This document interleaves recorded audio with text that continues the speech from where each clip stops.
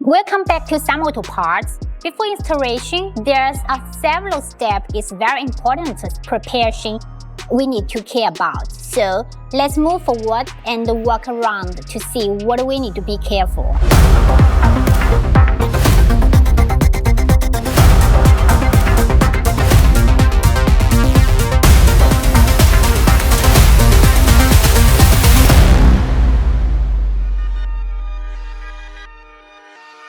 Step 1. Make sure all the parts is present. Step 2. Remove the factory parts and disconnect the sensor and also the fog lamp connector under the bumper. Step 3. Test fitting. Never paint or install directly to the car of this part without testing fit. So you will find if this is the wheel edge. After we testing fit, we will make sure the size and everything is alright. Step 4. Let's start paint.